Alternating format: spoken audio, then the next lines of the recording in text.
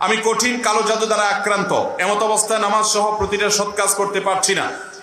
আমার সুস্থ হওয়ার জন্য আমি কি আমল করতে পারি? ভাইরা আমার, প্রতিটা মাহফিলে আমি বলার চেষ্টা করি, খুব ভালো করে কান খাড়া করে শুনে রাখেন।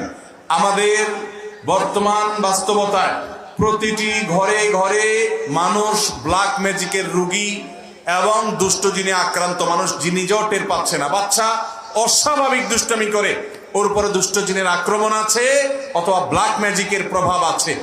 আমরা অনেকে এটাকে কুসংস্কার মনে করি। ইসলামের যদি কোনো জীবন্ত মুজিজা দেখতে চান, শুধু ব্ল্যাক ম্যাজিক এবং এটার ট্রিটমেন্ট দেখলেই হবে। আপনি আমার কথা শুধু অন্ধের মতো মানার দরকার নাই। আল্লাহর ওয়াস্তে যারা কোরআন হাদিসের আলোকে রুকিয়া করে, ঝাড়ফুঁক করে, এরকম দু চারজন ভালো ঝাড়ফুঁক, আবার ওই টাউটবাজ বা ফ্রড না, ভালো কোনো ঝাড়ফুঁক করে যারা কোরআন আয়াত থেকে ঝাড়ফুঁক করে, তাদের সাথে কিছুদিন থাইকে দেখেন। আমার এই দুই চোখ আমার জীবনে অগণিতবার আল্লাহর মিরাকল, কুদরত, কোরআনের যে মুজিজা, এটা দেখার তৌফিক আল্লাহ আমাকে দিয়েছে। কোরআন কিভাবে কাজ করে, জীবন্ত মুজিজা যদি আপনি দেখতে চান, আপনার বাসা ব্ল্যাক ম্যাজিক আছে, কোরআন দিয়ে ট্রিটমেন্ট করেন, আপনি আল্লাহর কুদরত দেখতে পারবেন। আমি অনেক কথা বলতে পারি, কিন্তু এখানে বলা ঠিক হবে না, আপনারা হজম করতে পারবেন না। আমার চোখে দেখা কুদরত, গত এক সপ্তাহের ভিতরে দেখা কুদরত এরকম আছে যে কোরআন কিভাবে কাজ করে, কিভাবে আমার ফ্যামিলিতে, আমার পরিবারে আমি দেখেছি বাসার মধ্যে যে আল্লাহর কুদরত কিভাবে আসমান থেকে নাজিল হওয়ার মতো বিষয়। ভাইরা আমার, এই যুগে আপনার ঈমান দুর্বল, তো কোরআনের রুকিয়া কিভাবে কাজ করে, শুধু এটাকে আপনি যদি ডিপলি দেখেন, তো আপনার আল্লাহর প্রতি ঈমানের জন্য আর কিচ্ছু লাগবে না।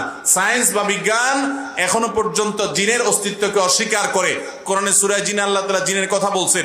এই একটা বিষয় আপনি শুধুমাত্র যদি জিনের অস্তিত্ব আপনি অনুভব করবেন, যদি নিয়ত করেন, আপনি জিনে ধরা, অনেক লোক আছে মানসিক রোগীকে জিনে ধরা রোগী বানায় দেয়, অনেকে আছে সুস্থ মানুষকে জিনে ধরা রোগী বানায় দেয়, সেগুলো ভিন্ন কথা।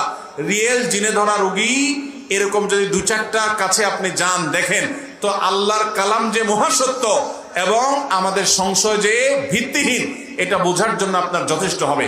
তো যারা কালো জাদু দ্বারা আক্রান্ত হয়ে গেছেন বা আশঙ্কা করছেন, তাদেরকে বলবো ঘরে ঘরে কোরআন তেলাওয়াত চালান। ভাইরা আমার, আজ মুসলমানদের ঘর থেকে কোরআন তেলাওয়াত বিদরিত হয়ে গেছে, কোরআন তেলাওয়াত শেষ হয়ে গেছে, এই ঘরগুলোর সব শয়তান দখল করে ফেলেছে। প্রতিটা ঘরে ঘরে রোগী, কারণ তেলাওয়াত নেই।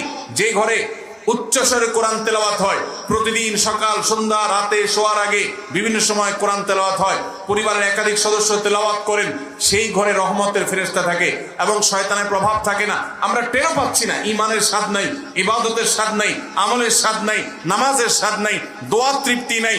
আমাদের ফাসিকি জিন্দেগি বেড়েই চলেছে, সন্তানরা অমানুষ হয়ে যাচ্ছে, স্বামী স্ত্রীর মধ্যে বনিবনা নাই, অশান্তি সর্বদিকে আমাদের। এর অন্যতম প্রধান কারণ হলো কোরআন পরিত্যাগ করা।